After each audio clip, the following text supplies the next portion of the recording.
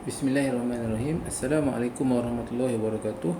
Pada hari ini kita akan belajar RBT tajuk asas reka bentuk pengaturcaraan. Objektif kita pada hari ini adalah kamu dapat membezakan antara struktur kawalan jujukan, pilihan dan ulangan melalui algoritma dengan kaedah Swedenborg dan carta alih. Apa itu algoritma? Ini sebenarnya kamu dah belajar semasa tahun 4. Begitu juga dengan Swedenborg dan carta alih. Kawalan jujukan juga kamu dah belajar semasa tahun 4. Dan sebelum kita masuk kawalan pilihan dan ulangan, cikgu ulang kaji sedikit pelajaran tahun 4. Okey, algoritma itu adalah langkah-langkah untuk kita selesaikan masalah ataupun untuk menyelesaikan tugasan. Cara dia boleh dijelaskan melalui Swedenborg dan carta alih. Swedenborg pula adalah satu set penyataan yang menunjukkan langkah demi langkah untuk melaksanakan tugasan dari mula hingga tamat.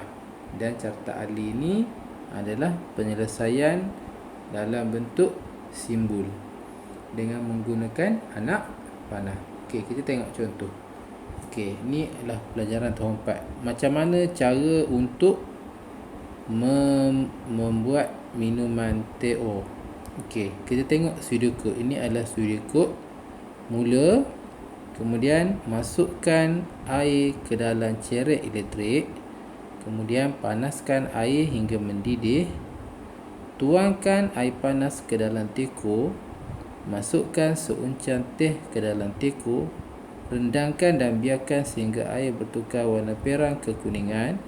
Keluarkan uncang teh. Masukkan gula. Kacau gula hingga larut. Tuang teh O ke dalam cawan. Tamat. Okey, dia mesti ada mula dengan ada tamat. Ini adalah Swedenborg. Kemudian dari segi carta alih pula, dia mesti diletakkan dalam simbol-simbol mula macam ni. Ada cikgu dah pernah ajar itu. Okey, cuma bila kita nak buat tu, kita kena tengok dia punya maksud dia. Bentuk macam ni, bentuk segi empat. Okey, untuk tahun 5, struktur kawalan pilihan dan ulangan dalam pengaturcaraan. Okey, apa itu struktur kawalan pilihan? Struktur kawalan pilihan ialah satu langkah yang mempunyai dua atau lebih set tindakan sebagai pilihan untuk dilaksanakan. Okey, sebagai contoh kat sini, pilihan pada mesin layan diri membolehkan kita membeli minuman yang berlainan. Kamu boleh pilih kamu nak air apa, tapi satu saja. Okey, terdapat 3 jenis struktur kawalan pilihan, iaitu pilihan tunggal, dui pilihan dan pelbagai pilihan. Okey, untuk tahun 5 ni kita hanya ada pilihan tunggal. Dui pilihan ni tak payah. Pelbagai pilihan pun tak payah. Okey. Jadi struktur kawalan pilihan kita hanya akan fokus kepada pilihan tunggal saja. Dan struktur kawalan ulangan adalah struktur kawalan mempunyai satu set tindakan yang sentiasa berulang sehingga syarat tersebut dipenuhi. Walaupun ada banyak jenis kawalan ulangan, kita akan mempelajari jenis selagi, while sahaja. Okey. While ni adalah bahasa yang komputer faham. Okey, maksud dia selagi. Nanti kita akan tengok apa contoh yang cikgu sediakan untuk kamu. Baik. Ini adalah satu contoh. Jonis mengajar Alia proses untuk meminjam buku. Alia perlu masuk melalui pintu hadapan perpustakaan dan mencari buku yang dikehendaki. Apabila telah menjumpai buku tersebut, Alia perlu membawa buku berkenaan ke kaunter untuk dipinjam sebelum keluar dari perpustakaan.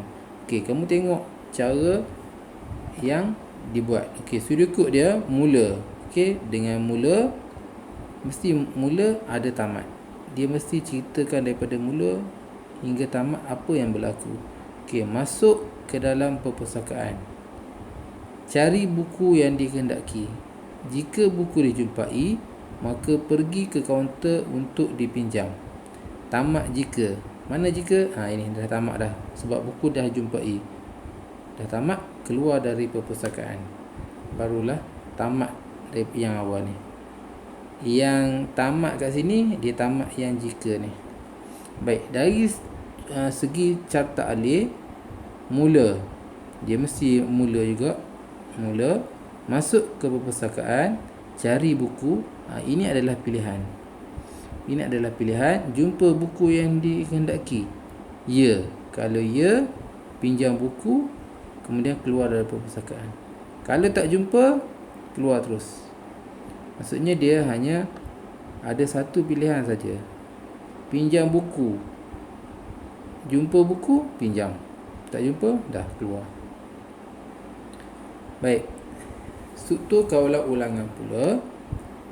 Contoh dia, Jonis dan rakan-rakan mempunyai latihan sukan di padang sekolah. Mereka perlu beratur di trek larian. Cikgu mengarahkan mereka agar membuat larian sebanyak 3 pusingan untuk memanaskan badan. Cara dia, mula beratur di trek larian. Berlari perlahan mengelilingi trek. Selagi belum cukup 3 pusingan, teruskan larian. Tamat selagi. Tamat selagi ni adalah apabila dah cukup 3 pusingan. Ni selagi ataupun while. Okey, dalam bahasa komputer disebut while. Okey. Dah tamat selagi ni, barulah tamat yang atas tadi. Selagi mesti ada tamat. Kalau tak, dia akan terus melakukan perkara ni lah, sebab tak cukup lagi syarat dia. Okey, kita tengok carta alih untuk lebih faham. Mula, beratur di trek larian. Okey, berlari perlahan mengelilingi trek. Okey, belum cukup 3 pusingan? Ya. Selagi tak cukup, pusing lagi. Belum cukup 3 pusingan? Ya. Pusing lagi. Sehingga kalau dah cukup, belum cukup 3 pusingan? Tak, dah cukup dah. Okey, barulah dia akan tamat. Baik. Apa perbezaan antara struktur kawalan rujukan, struktur kawalan pilihan dan ulangan melalui algoritma? Okey. Kita tengok perkataan jika digunakan pada struktur kawalan pilihan untuk menunjukkan adanya pilihan lain. Tapi pilihan tu adalah satu pilihan saja, pilihan tunggal. Perkataan selagi ataupun while pada struktur kawalan ulangan pula digunakan untuk menunjukkan keadaan berulang-ulang sehingga arahan dipenuhi ataupun syarat dia dipenuhi. Okey, tengok contoh situasi yang pertama. Saya hendak membasuh air teh panas.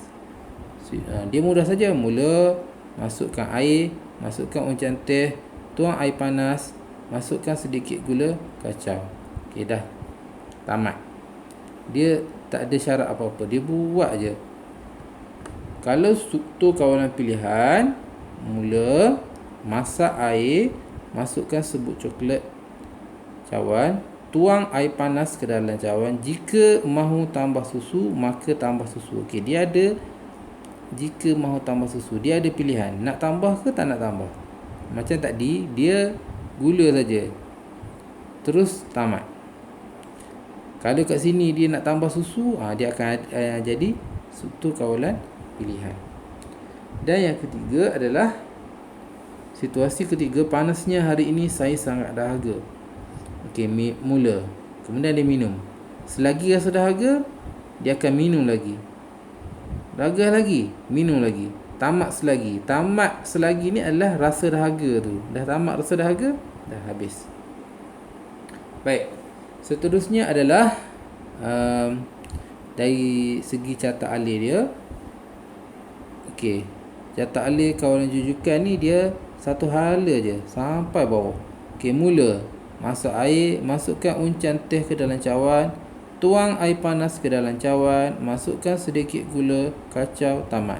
Okey, dia rujukan dia. Dia ikut sampai tamat. Kalau struktur kawalan pilihan, mula, masak air, masukkan serbuk coklat ke dalam cawan. Okey, tuang air panas ke dalam cawan. Okey, mahu susu? Ya, masukkan susu. Dia ada pilihan. Okey, ada pilihan, tapi pilihan dia satu je. Nak masuk susu tak? Nak. Masukkan. Tak nak, kacau air, tamat. Okey, ini adalah kawalan pilihan. Okey, bentuk yang macam ni, ini adalah bentuk input ataupun masukkan. Kalau nak kena masukkan, tuangkan, dia akan jadi bentuk segi empat yang selari ni. Baik, seterusnya adalah struktur kawalan ulangan. Okey, mula minum air. Masih dahaga? Ya, minum lagi. Minum lagi. Dahaga, minum lagi. Okey, masih dahaga lagi? Minum lagi. Masih dahaga lagi? Okey, dia akan ulang sehingga masih dahaga. Dah tak? Syarat dia dah dipenuhi. Okey, dia akan tamat. Baik, itu adalah contoh-contoh yang cikgu boleh tunjukkan kepada kamu. Untuk masak air teh, untuk buat air coklat ada susu. Kalau tak ada susu, dia tetap akan jadi macam ni. Okey, kemudian struktur kawalan ulangan yang tentang minum air dan juga lari 3 pusingan di padang. Okey, seterusnya tugasan kamu pada hari ini adalah Izzati dan ibunya ke kedai Dobi layan diri untuk membasuh baju. Harga sekali cucian ialah RM6. Izzati perlu memasukkan 12 keping 50 sen untuk membasuh baju. Lukis carta alih untuk proses tersebut. Okey, bentangkan jawapan dalam kelas ni. Tak perlulah. Kamu hanya buat dalam buku tulis kamu.